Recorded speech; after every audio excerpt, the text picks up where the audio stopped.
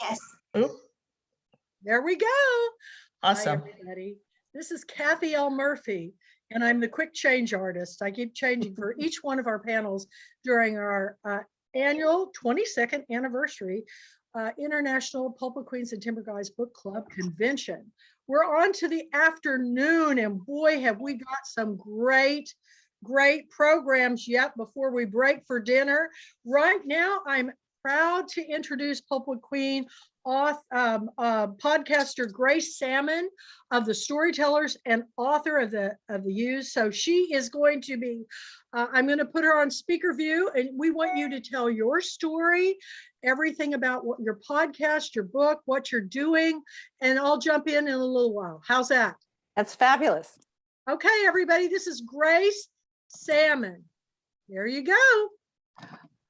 I'm excited to be here. This is my very, very first Pulpwood Queens convention, so I'm pretty excited to be here. I have several crowns. I don't have as many outfits as Kathy does, but I have 3 crowns for throughout the week.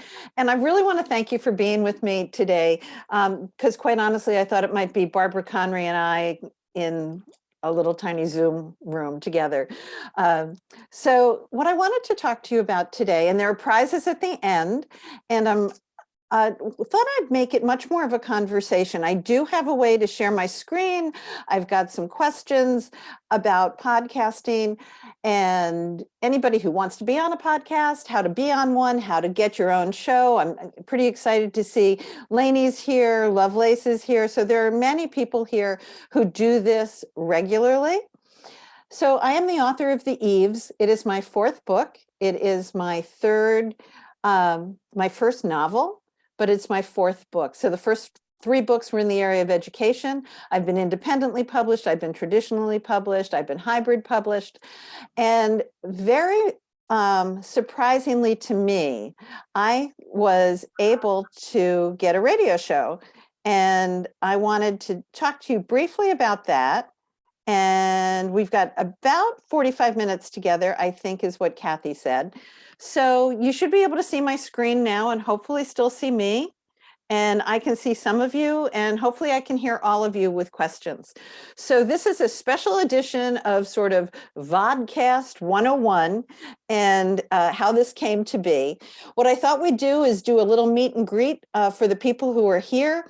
Kathy, you're recording this, so I think people can put their names in the chat and any contact information in the chat. Does that make sense to people so they can stay in touch? Sure. So you could do that. And I'd really like to know what it is. Why did you show up in my session today? So feel free to jump in and tell me why, so we can make sure in our time together, we get to touch base on what you wanted to know about. Do you want them to speak out, or do you Absolutely. want them to they can talk. Okay, I'm going to open it back up so I can see what's going on. There we go. Okay, anybody want to speak out? Why are you here today? Yes, Barbara. Because Grace made me come. You twisted your arm, huh? I was worried it would just be me. No, she did not. I Oh. will always support Grace because I just love her. We just have Thank this love thing going on. Great. I will always support her. She is so talented. She does so many things. She never says no. She knows so much. I just love her. That's Thank it. you. Thank you. I appreciate that. And you know I mean that. I know you From mean the that. very bottom of my heart. Thank you. I appreciate that. Great. So the other people who came, not because they're in love with me, what else would they like to know about podcasting? Yes. Great. This is Jacob from. Hi, Jacob. I had a question, because I do 4 different Facebook Live podcasts. Yeah. People call me crazy because I keep adding stuff, and they're like, "How do you have time to do it?" What I wanted to know is how do you make sure you keep growing your audience? How do you do that? How do I what? How do you your keep- audience. How do you grow your audience? How do you Oh. keep growing your audience to get new viewers? Okay, we'll talk about that too. So what I'm going to do is find out what everybody wants, and then we'll address that, because I'm not sure I'm the best one to answer that, Jacob, because I think we all Okay. want to do that. So it's a great question. Anybody else have questions that we want to make sure we talk about? Yes, hi. I'm Marilyn. Hi, I Marilyn. know nothing about podcasts. So I would like to hear a little intro to podcast if you Great. tell us about it. That We would be will- great. We will definitely do that. Anybody else have a question? And feel free to jump in as we go. So those are two good starting points. Anybody else though? Okay, so we'll talk about those two questions and some other things as well. And what we'll do is we'll talk about the radio show versus podcast versus vodcast. And then I'd love the other people like Jacob and Lainey and Lovelace and other people to also jump in, because down at the end, I'd love to share tips on how to be a good guest and how to get great guests. Right now, I'm on a network called Authors on the Air Global Radio Network. The way this entire thing came about for me was totally randomly. I would love to say I'm a real plotter. In many ways, I'm a pantser. I have created 4 different companies in my life, and the entire Storytellers came about by accident. I did an interview with a woman named Gail Carson, who owned a radio station called Spunky Old Broads. That was really the name of her station. And she did an hour-long interview with me. She loved it. She called me the next day and said, "You should have your own radio station." And I told her that was crazy because, as in my book, I really thought I was done. Many of the characters in the Eves think they're done. They're old. They're basically at the end of their journey. And even though I had my own radio show in the past and my father was a television director, I figured I was done. But Gail had a different plan for me, and I walked through the door that she opened, and I wound up on Spunky Old Broads and another radio station called Society Bites. The reason they're called radio stations is because they're kind of like Sirius radio. So there's a whole array of different types of platforms, and we'll talk about those in a minute. But she invited me onto her station, and she was supposed to be my 6th guest, and she died the day before my show. So that was really bad timing. But I had the opportunity to be on her show and to launch the Storytellers. Right now, I've just aired 25 episodes. Will air on Monday, my next Monday night. My 25th episode will air. And I'm booked out through June, and those episodes will air in July, and that will be 50 episodes. So I'm kind of excited about that. And the way that came about was a surprise. It started out as radio, which really was attractive to me and sounded sexier, if you will, than having other platforms, but I'm not sure that there's any that are more important. So to get to that podcast 101, basically, and these are new terms to some of us, I never knew about the term vodcast until about 2 weeks ago. So radio show, think serious radio, not like you can get in your car and listen to it, but radio because it is projected through the internet. A podcast increasingly are things we just listen to without the video component. Vodcast now that has taken on a newer terminology because of the video component, but there's IG Live, there's Facebook, there's a million platforms that people can have. One of the things I didn't understand when I went with Authors on the Air Global Radio Network, and Nola Nash is on that, and I think Teresa Bacon is there as well. They launch your taped show across every conceivable platform. So that's the thing, to get to Jacob's point about how do you really begin to grow your audience? It's across the multiple platforms. And then, as my bookish road trip colleague would remind me, Meredith Stoddard, she would say hashtags are critically important. And these are things that at 68 years old, I totally resisted. So I think there's a couple of tips for being a good guest on a show. For me, and this is my Virgo personality. My Virgo personality is I over-prepare for everything. So I over-prepare to be a guest on somebody's show.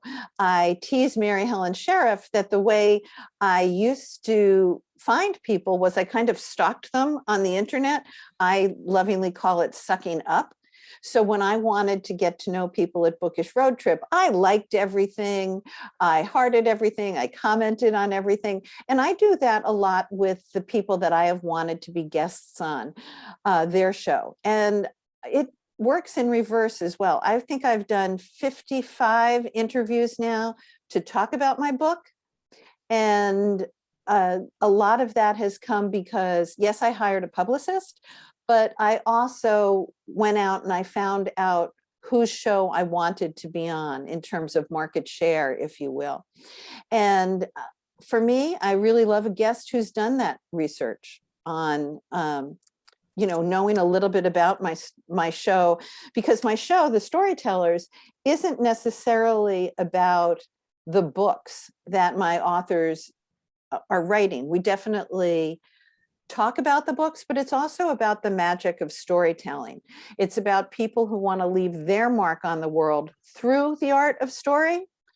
And so we talk a lot about the back of the house, not just the mechanics of being an author who knows how to podcast or vodcast or have a Facebook Live or those types of things.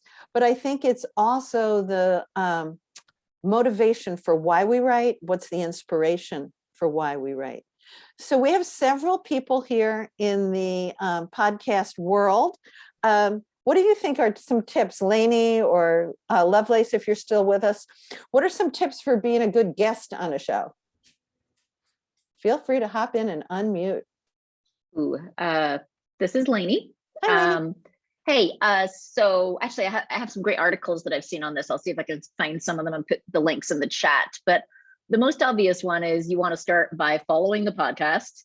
Ideally write a review for the podcast that you're going to be on as well, because podcasts really need reviews. And like Grace said, it's a little bit of the sucking up, but that's a great way to get the attention of the podcaster.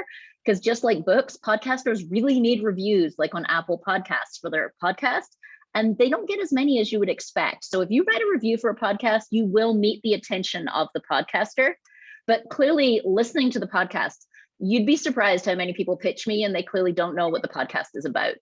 And so that's kind of an automatic no. If you've never listened to an episode, don't really know what it's about, you're asking me to be on with a sci-fi book when I have a podcast about women's fiction, for example. And it's, a waste of that person's time as well as the podcaster's time. So I would say start by listening to an episode. You don't need to listen to a bazillion episodes, but also do a review. That's a really good way to do what Grace was saying and do that little bit of you didn't call it sucking up, but getting attention, raising above the bar of gaining attention from the podcaster. I think those are really good tips, and especially about the writing the reviews, because we know so many of us in this room are authors and we know we crave those reviews, but I very seldom even ask for reviews. And that's a great tip for me, Lainey, because I've done my 25 episodes now, and I'd love to have my 25 guests write a review, and that would be amazing. And especially as you begin to change, like this morning, I had the opportunity to interview Julie Cantrell, New York Times bestseller, USA Today bestseller. Yesterday, I interviewed the only child of Louis Armstrong. Amazing. She's in her 50s and she's only allowed to tell her story now. I had the opportunity to do a Nobel Prize winner a couple of weeks ago. So as you begin to hone in and tweak your story, I think that's two things. Getting to the next point of what should your show be like if you're a podcaster, a vodcaster, but also asking for those reviews. Lovelace, what about you, if you're still with us? Yeah, Grace, I am here, and absolutely reviews. I mean, on Apple Podcasts, you can certainly leave a review, say, and that's something I've been looking at lately and have heard exactly the same thing. I mean, writers need reviews, authors need reviews, podcasters need reviews. I have not really been a guest on many episodes, but I think, you're so right. There are a number of other things you're talking about today, but to think about ways to, first of all, I know that I totally agree with Lainey in terms of listen to somebody's podcast, make sure you know what their podcast is about before asking to be interviewed on their podcast. And this has happened it's just, I think, have you listened to what I'm talking about? Does it fit? Is it a good fit? And it's not that I don't want people to be involved. I really do. And down the road, I may change my own podcast because to expand it. But thank you so much for mentioning that about reviews. It's so important. And I'm not really sure. I'm trying to figure out, where are we going to ask for those reviews? How do we get out and say, not just during the, I don't know, Grace, I haven't figured that one out yet. But I think thanks, Lovelace. And I'm really sorry I missed your session before. I was working, so I'm hoping I can catch that somehow in recording. But I think this is also a really good point to talk about, because even though we're podcasters and we are always looking to promote our own work, not only our podcasting work, but in my case, my author work. I went out and I knew that you were a podcaster. I went, oh, wait, I'm not a Bollywood artist. So we're not a good match right now. So I think that knowing your host is important. Are there other people in the Zoom? Jacob, you get guests all the time. What makes a good guest for you? Well, first they have to be personable and they have to like to talk, because I've had some guests that will give me like one word answers and it's like yes, no. And what I look for, like you said, Grace, I don't call it stalking. I kind of like suck up to them and like, I guess, stalk them on the internet and learn everything about it before I ask them to come on. And then as I ask them to come on, I tend to like be friends with them on Facebook and I learn about them. So that way when I ask to come on, it's always best to, like, for whatever you want to do, know your guests before you approach them, because it will impress them a lot and they'll want to come on the show that way. Or as in my case, reading corner, for instance. So that's my best advice. Like you said, just study up on whoever you want to get, because there's nothing worse than somebody trying to come on that doesn't fit what you're trying to do. So I totally agree with you there. And are there any other Instagram live people out there, or Facebook live people who want to jump in and say, boy, my best guest is this, and this is what I'd like all my guests to be? Grace, it's Kathy Ramsberger, and Hi, I Kathy. love your podcast. Thank you. So I am nowhere near the rest of you in terms of Apple and all that. I do Facebook Lives, and I also have them on YouTube. I stream from Zoom. And I love cultivating the people that I interview. It really brings me joy. But my one tip would be to know how to get your computer to work. You'd be amazed. It's simple, but I always have a tech check, a lighting check, a sound check 15 minutes before showtime. But there are people that show up that are not in great Wi-Fi range, and so that creates anxiety on their part, and it shows in the show. So that would be my one tip, is to know your tech and to know the tech that the podcaster's using. You don't have to be perfect. That's my second tip. You do not have to be a perfect speaker at all. It's a conversation, and that's what I want, at least. But just know the genre that the podcaster is featuring. Make sure that your book is in that genre, and also just be ready. Do a little prep. 15 minutes of prep is all you need. And congratulations on 50 shows. Thank you. I'm really surprised. When I did the countdown today, I was trying to schedule somebody and I realized that we're going to be out 50 shows. So thank you. I think to your point, Kathy, and also to Jacob's, that the idea of doing a tech check is good. I know that originally I always used to do sort of a 5-minute interview just to see if we could have that conversation. I've gotten a little bit lazy on that, partly because sometimes guests now come recommended to me. But I think that that's a really good point, Kathy, that you do some sort of check to see if you have that chemistry to talk, and then also the technology check, because technology goes awry. It just does. We both, when I was speaking with Julie Cantrell this morning, we both were having technical difficulties, and then the trailer came in and out at the wrong times. But you just make the best of that, for sure.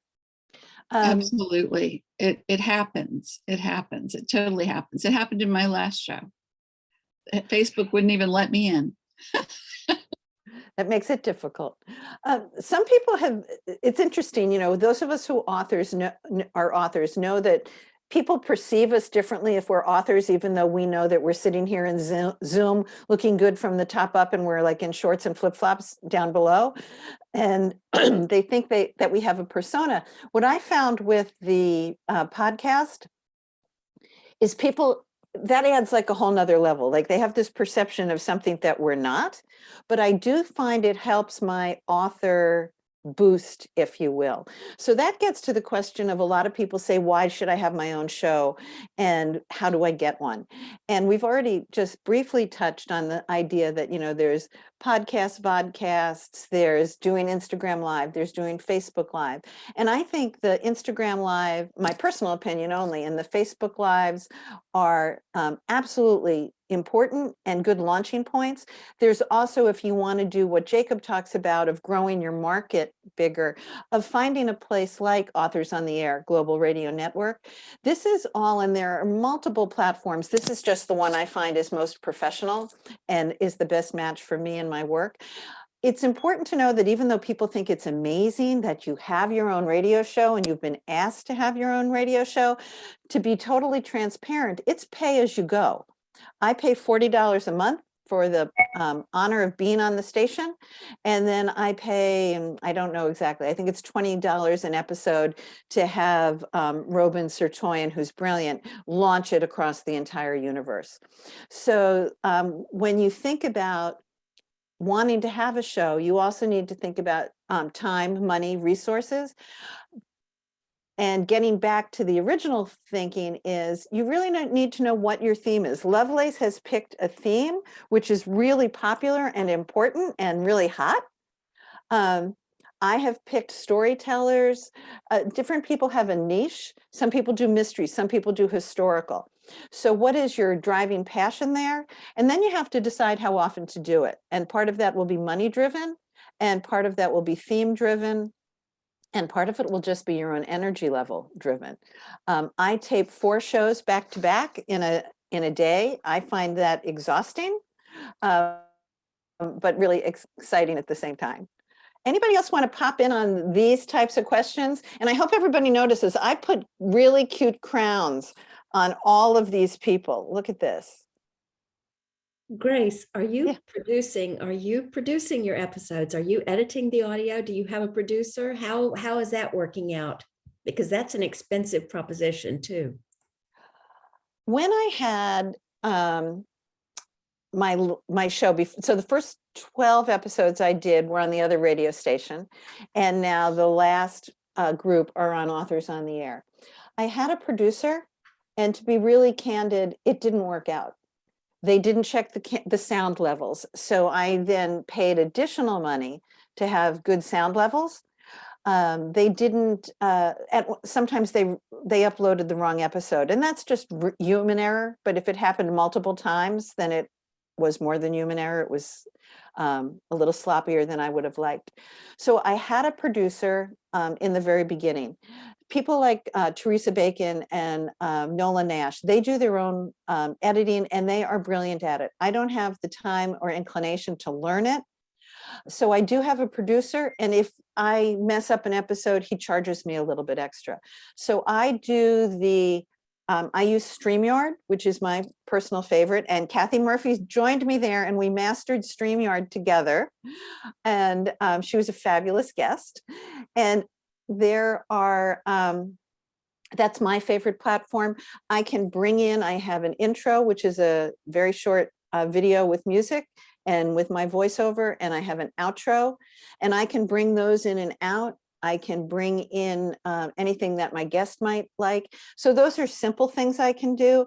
The thing that I haven't perfectly mastered is just pushing the button so that you don't have that picture of me looking like this while I'm looking for the button on the screen. And if I had a producer, that would work. But I haven't found the need to do it, Lovelace. I do my own editing, recording and editing, and you know, it's just, I don't mind it. I like it, but it's time consuming. That's the deal. It just takes a lot of time. It really, really does. Anybody else want to hop in on those issues? Time, money, resources? So, hey, this is Lainey. I will Lainey. say, if folks are looking to start at a low cost, two thoughts on this. If you're looking to start podcasting at a low cost, I use anchor.fm, and they do have a free service, and it's a very simple, easy editing environment. But I'd also say it's actually well known that most podcasts fail within the first 5 episodes. The person makes less than 5 episodes and they give up on it, normally because it's just way too much effort and they didn't realize the time sink and the time that would be required. So like really working out upfront why you're doing it and what you want to get out of it. Like, why are you doing this? Because it does take time and energy and often money as well. And I think it's one of those things that sometimes people just jump into going like, hey, I'll do a podcast. That's a cool idea. And they don't think through end to end, like, why am I doing this? And why is this worth it? Because once you get 3 episodes in and you realize it's taking you multiple hours per week, it's very easy to go, ugh, never mind. And that's why so many podcasts start and never make it through, you know, episode 5, for example. So I think just sitting down with a piece of paper and saying, okay, what is my purpose? What is my audience? Why am I doing this right up front is very helpful. How much money and energy do I want to put against this? Work out what your boundaries are, so that when it starts exceeding that, you can kind of say, okay, maybe this is not, you know, the way I thought I was going to do it. And there are so many things you can do to save time. You can automate a lot of things. And if you stick with it past those 5 episodes, you can learn some of those things like automation. Like, for example, my podcast has a newsletter that goes out on Saturday mornings to all the subscribers, and that's all automated. The episode publishes itself, it goes up on my social media, and the email goes to all the subscribers. And I don't do anything at all on a Saturday morning, except to respond to comments on Instagram. So it looks Lainey, like I'm all over. You're not there just sending it out yourself. I'm shocked. Yeah, I used to, right? When I was doing episode 1, 2, 3, 4, 5, I was totally spending my entire Saturday morning, every morning, putting all the social media together, putting it out there. But some of those things, my point is, over time, as you get to repeat them, you can totally automate them. And you don't have to, they don't have to be so time consuming, but there's kind of a learning curve where you have to work out what it should look like before you can automate it. And a lot of people don't get through that first learning curve, is why those statistics are out there saying that many, many podcasts, you know, just don't make it past episode 5. You just said several things that are super important, and thank you for sharing those resources. The first one that you said is that knowing why you're doing it. To be real candid, I did it because somebody asked. I'm like the original person. Barb Conry said in the beginning, oh, she'll never say no. Somebody asked me to do it, so I thought I had to do it. I absolutely love doing it, but I still can't say that I absolutely have a why am I doing it? Because I do overplan. I can spend up to 3 hours planning a 20-minute episode. You know, when I did Kathy L. Murphy, I went back and I reread her book. I went back and I looked at a zillion past posts. I did a lot of research on some back of the house things so I could ask good questions. Not everybody has that approach, but 3 hours, if I'm doing 4 to 5 shows a month, that's obviously 15 to 20 hours a month that I'm spending in total, because in a minute we'll talk about the things that have to happen ahead of time and behind the scenes.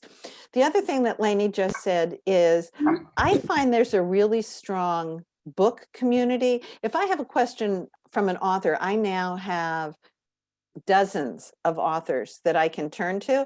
I'm not sure, and I'd love to hear from the other podcasters, even though some of us are all authors. Do we feel that there's a podcast community the way there is an author community? I don't know. Kathy, is there a podcast community? Lainey? I don't know. There is a podcast community, but I'm not part of it. I do know people, though. I can't really bring them to mind right now. If any podcaster wants to know people that are in the know about podcasting, I learned from somebody who is in the eastern part of France. Really?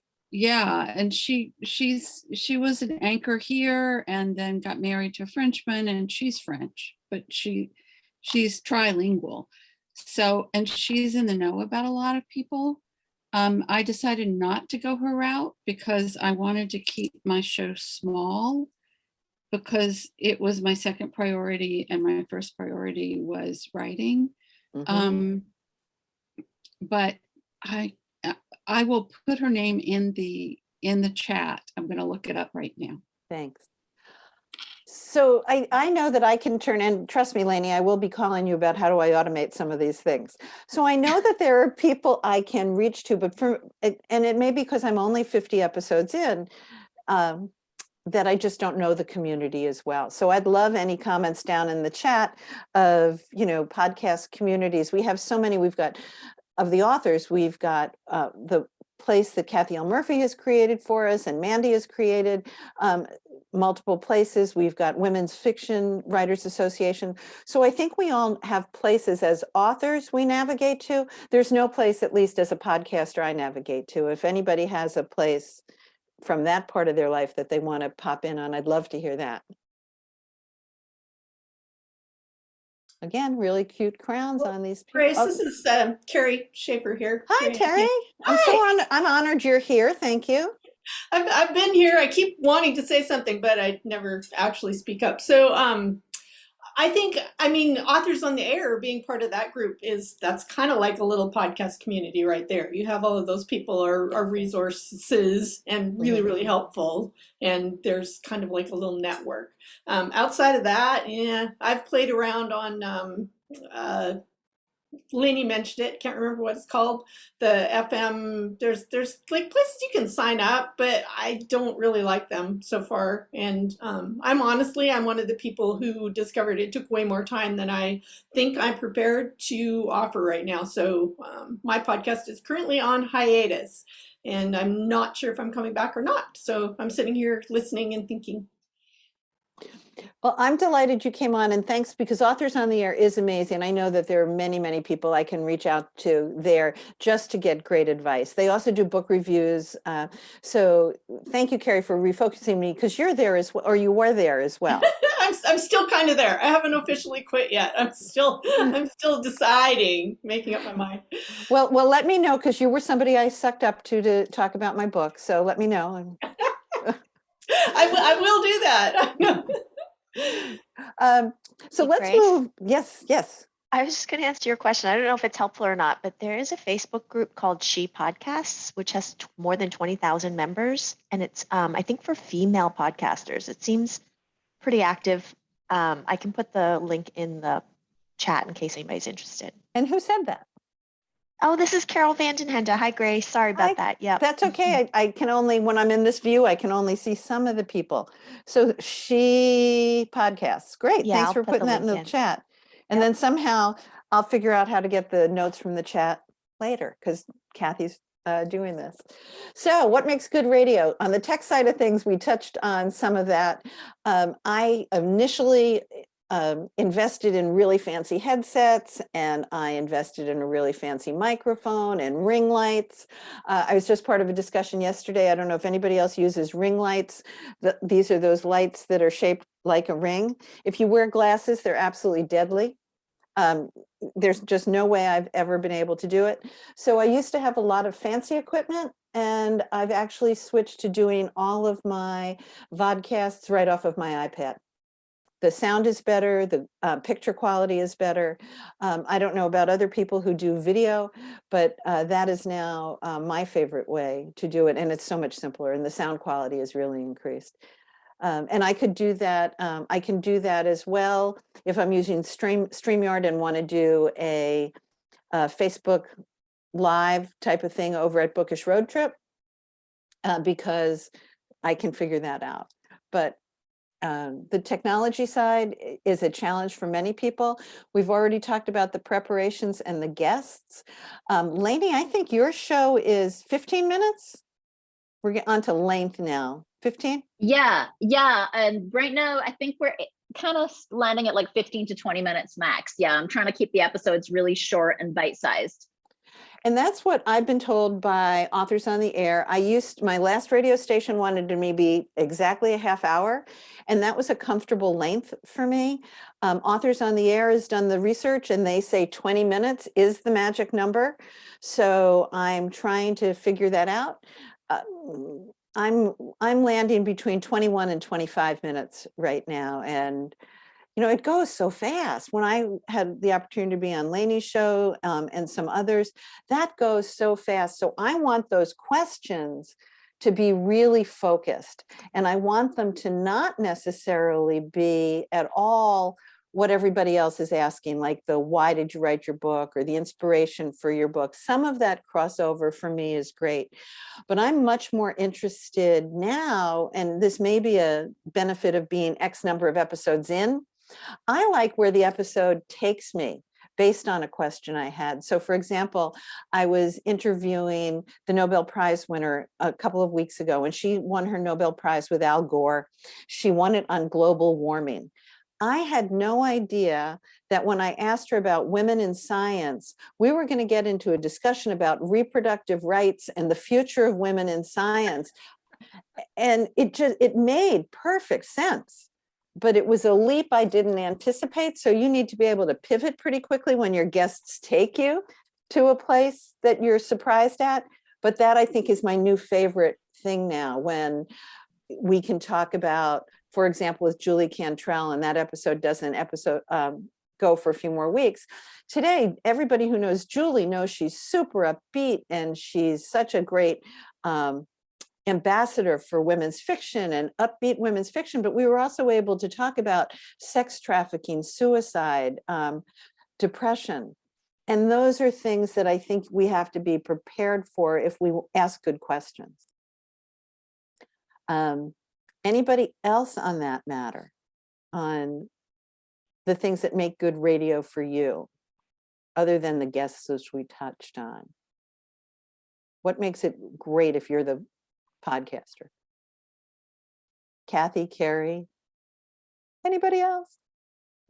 Deviating, I always send a few start off questions, but having a real dialogue, a real conversation. And a lot of times, you can prepare 80% of it, but it's that 20% that yields the gems.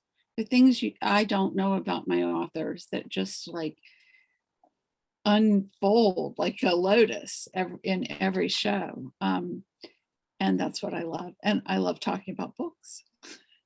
Kathy, how long is your show? Sorry. How long is your show, Kathy? I try to keep it at 30 minutes and it goes to 45 every single time. It's another Time reason management. I'm not on the podcasts, because I want it to be leisurely. I'm also consistently doing it twice a month, but I did it 4 times a month starting at the beginning of the pandemic, and I wasn't doing much else. So I'm with you on the prep time. But I keep trying to shave it down. I think the shorter the podcast, the more preparation it takes, frankly. That's what I To get the right stories in, for sure. Somebody else had something they wanted to say, and we're almost out of time, believe it or not. Kathy gave me I have a 5 more minutes. question. Yes, go. I have a question. Okay. Yes. So you're saying that for each week, it takes you 15 to 20 hours to get ready for one podcast? No, 3 hours. I tape 4 to 5 in a week. It takes me about 3 hours per podcast. If I read their book, if I go out and read their reviews, if I listen to an interview, I love listening to interviews. But yeah, I would say for me to be comfortable, and I'm trying to find ways to cut that down, Kathy, is I like to prep about 3 hours. Wow. Well, I'm laughing because Mandy Haynes and I, how many hours do you think we put in a week on the Pulpwood Queen Book Club Reading Nation, Mandy? You think it's 15 to 20 hours a week? I lost her. Anyway, it's not. In fact, I think it's more like 80 hours a week, but it's more than a full-time job. I know that. But I think that's amazing that you can do all that in 15 to 20 hours a week. That still leaves plenty of time for writing, in my opinion. But and that's why Mandy and I haven't gotten our next books done, because it does. Any job that you take on that you have a passion for, it takes a lot of time. And of course, I read everybody's book that's, featured at our thing. But I enjoy it. I enjoy it a lot. So so I think girls, 15 to 20 hours a week, man, you got it made. That's awesome. Yeah, so it's about 15 hours a week for the 4 episodes. It's 20 hours if I'm doing 5. And then there is the follow-up. So today I had to download all the episodes. I have to upload them to the drive. I have to send show notes to the producer, who then mounts everything. I make individual art. So that adds another maybe 5 hours. So, but yeah, I can do the 1 episode a week, the half hour, the 20-minute episode a week for that. And my ratio is kind of the inverse of yours, Grace, in that I'm putting a lot of energy into the selection of the guests because we're getting so much inbound now. I mean, we just closed the form for this season of my podcast, The Best of Women's Fiction, and I had hundreds of submissions for like 3 months of weekly slots. So that's probably like a 20-to-1 ratio or 30, 40-to-1 ratio of like requests to be on the podcast versus we'll actually have someone on. And so the energy I'm putting in is actually more on the upfront and choosing the people who are going to be on. But that's because the goal of my podcast is different, right? My goal is to showcase the best authors out there in the women's fiction space. So I feel like if I pick someone to be on the podcast, I'm putting a kind of quasi endorsement behind them and saying, I believe this is among the best books out there. And so that's why we've created a brand and we let people put a logo around it and all of that. So it's just a different approach, right? I love what Grace does because Grace is doing these really in-depth interviews, which take a lot of preparation, but I appreciate how much work you have to put into that, Grace, right? Like my interviews are much shorter and they still get into interesting topics, but they're much more centered on the book, right? Your interviews are much broader and much more broadly sweeping across kind of the stories that author has to tell around storytelling, which is why I love your podcast. But it's just a good example of like, there's so many different approaches you can take, right? There's not like there's a one right or wrong. It's just different approaches to where you put your time and where you put your energy. And like, I'll be the first person to say, Kathy, what you guys do is amazing. I cannot believe the amount of energy that you all put into this. It blows my mind. And I think that the whole other thing we didn't talk about, Lainey, is something you brought up, is branding. You know, I think that Pulpwood Queens has done it really well. That's why this whole presentation has, you know, the pink for the Pulpwood Queens, everybody's in crowns. I have not done as good a job branding my own work. And Julie Valerie was on earlier. She has got to be the queen of branding in terms of if you're a member of Bookish Road Trip, and I hope that you are, I have to say that because it's membership drive week or month over at Bookish Road Trip. But Julie Valerie has made it so clear what our brand is there. So that's a whole nother layer. And I'd love to talk more. I'm not the expert on this, but we do have a community here on this platform and in others that we can share that with. I hope you've shared your information in the chat. This is how you can get in touch with me. I am going to give away 1 signed copy of my book for anybody who would like it. And the trick there is somebody has to guess how many royal objects appeared in this presentation. Remember all those little crowns we talked about? Somebody can count really quick. No, you can't. I'll just say count everybody because Grace's book is awesome. So you definitely want to read it. Thank you. I am really honored that so many people were with me today, 36 people. I'm super honored. Barbara Conry, thank you for being there. It wasn't just you, me, and Kathy L. Murphy, which would have been delightful. It would have been fabulous.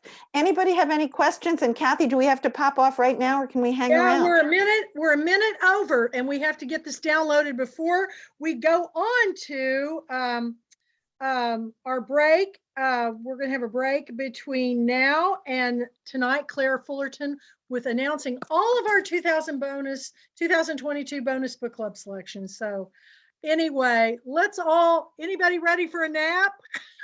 I love it. Patricia Sands, I see you. Thanks everybody for being here. Thank you. You're Thanks, Kathy, for awesome. having me. Thank Y'all you, come back at Grace. 7 o'clock. We'll see I you will then. be. See you then. Bye-bye. Thank you. Bye.